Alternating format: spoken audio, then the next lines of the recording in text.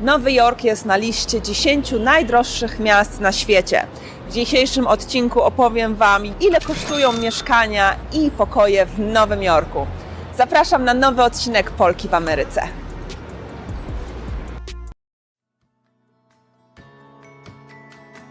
Polka w Ameryce. W dzisiejszym odcinku mam operatora, także mogę gestykulować swobodnie. Jesteśmy w Bryant Parku, zabrałam Was tutaj już wcześniej na inne odcinki. Natomiast dzisiaj, tak jak mówię, będziemy rozmawiać o mieszkaniach i o pokojach w Nowym Jorku. Sytuacja z pandemią troszkę zmieniła ten rynek, market mieszkań i stały się one bardziej dostępne i tańsze. Natomiast przed pandemią było bardzo ciężko w ogóle zdobyć takie mieszkanie. Trzeba naprawdę zarabiać tutaj kokosy, żeby łatwo było Tobie wynająć takie mieszkanie. Już mówię, o co chodzi. Zacznijmy od początku. Gdzie możecie znaleźć takie mieszkanko lub pokój? Facebook najlepiej. Jest wiele różnych stronek, na przykład Apartments for Rent NYC, NYC Apartments and Rooms, Apartments in New York. Wszystko, jak widać, jest możliwe do znalezienia na Facebooku. Nowe mieszkania i nowe pokoje się pokazują każdego dnia i można coś dla siebie znaleźć. Taką główną stronką, z której ja najczęściej korzystam, jak szukam nowego mieszkania w Nowym Jorku, to jest Street Easy. I właśnie tam można znaleźć mieszkanka, głównie niestety z agentem. Trzeba właśnie pamiętać, że jak się wynajmuje mieszkanie w Nowym Jorku czy pokój, to jednak trzeba myśleć o tej prowizji agenta, która wynosi średnio 70-80% nawet miesięcznego czynszu. Oprócz Street Easy, kolejną stronką, którą bym poleciła, to Zillow. Można sobie zainstalować aplikację w telefonie, wtedy jest też od razu łatwiej i szybciej dogadywać się, jeśli chodzi o ewentualne oglądanie mieszkań. Ale teraz tak, skupmy się na tym, jak ciężko tak naprawdę dostać takie mieszkanie. Po pierwsze, trzeba zarabiać 40 razy więcej niż Twój miesięczny czynsz. To znaczy, jeśli czynsz wynosi $2000 za mieszkanko, gdzie jest to taki, powiedzmy, właśnie średni czynsz jednopokojowego mieszkanka w Nowym Jorku, to wtedy musisz zarabiać aż $80,000 rocznie. Jeśli nie zarabiasz $80,000 rocznie, musisz mieć tak zwanego gwarantora. Gwarantor to jest osoba, która zarabia o wiele więcej niż Ty, która może się podpisać pod Twoją umową, mówiąc, że w razie czego, jeśli nie będziesz w stanie zapłacić za swój czynsz, ona go pokryje, jako że zarabia więcej. Są też firmy ubezpieczeniowe, które działają jak taki gwarantor, w sensie co miesiąc płaci się określoną stawkę i te firmy biorą na siebie zapłatę Twoich rachunków, jeśli okaże się, że nie jesteś w stanie już ich zapłacić. Oprócz tego, że musisz zarabiać 40 razy więcej niż swój czynsz, to musisz też zapłacić za pierwszy miesiąc, za ostatni miesiąc i za depozyt z góry. Znaczy się, że jeżeli Twoje mieszkanie, tak jak moje, kosztuje $2000 miesięcznie, oznacza to, że musiałam na samym początku już wyłożyć $6000. Ale, tak jak mówiłam, większość z tych mieszkań przychodzi z agentami. Oprócz tych $6000 za mieszkanie, trzeba było również zapłacić $1700 agentowi, czyli $7700 tylko po to, żeby móc gdzieś zamieszkać. Nowy Jork ma 5 dzielnic i w zależności od tego, w której dzielnicy chcesz zamieszkać, ceny tych mieszkań mogą się różnić. Dla przykładu pokażę Ci w tym momencie mieszkanie mojej znajomej. Jest to Midtown, czyli pośrodku Manhattanu. Jest otoczona wysokimi budynkami, znanymi markami. Wszędzie może się dostać tak naprawdę na piechotę. Na oko mieszkanie ma powiedzmy 40 m2.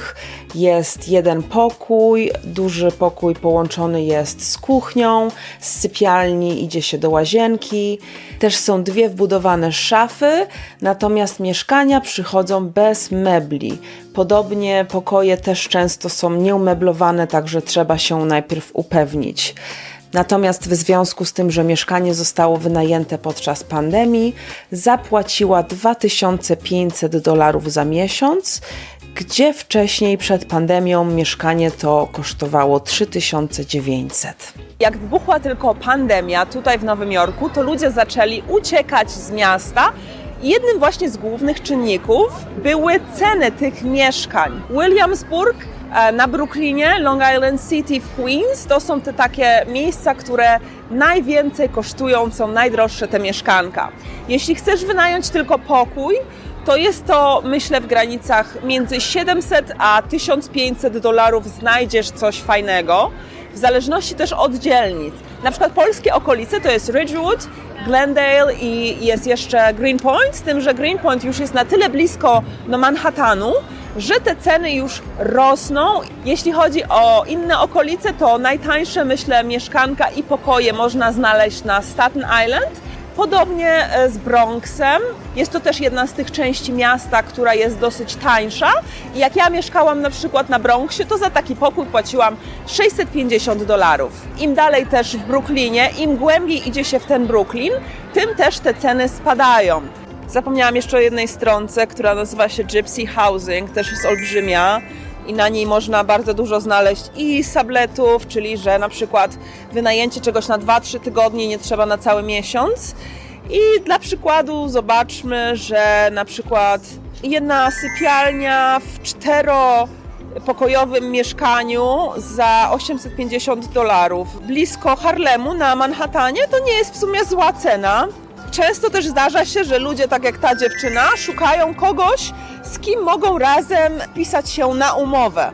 To znaczy nie mają wystarczająco pieniędzy, nie zarabiają 40 razy tyle co rent. Mieszkanko ma na przykład 2 pokoje. W związku z tym szukają osoby, która również jest w tej samej sytuacji, że nie zarabia źle, ale jeszcze nie zarabia na tyle, żeby mieć swoje własne mieszkanie. Dlatego też ludzie razem próbują podpisywać te umowy, co nie powiem jest dość ryzykowne i sama się też zdążyłam już przejechać na takich właśnie mieszkaniu z kimś. Nie jest to, szczerze mówiąc, ani przyjemne, ani łatwe i czasami najgorsze po prostu potrafi z człowieka wyjść. I tutaj na przykład tu właśnie widzicie, ile kosztują te pokoje. 1100, 870, 750, 1000 dolarów. Muszę przyznać, że wciąż to są bardzo wysokie ceny. 1000 dolarów płacić za pokój co miesiąc, no nie oszukujmy się, za te pieniądze w Polsce ma się naprawdę bardzo, bardzo fajne mieszkanko, a tutaj niestety zostaje Ci mały pokój.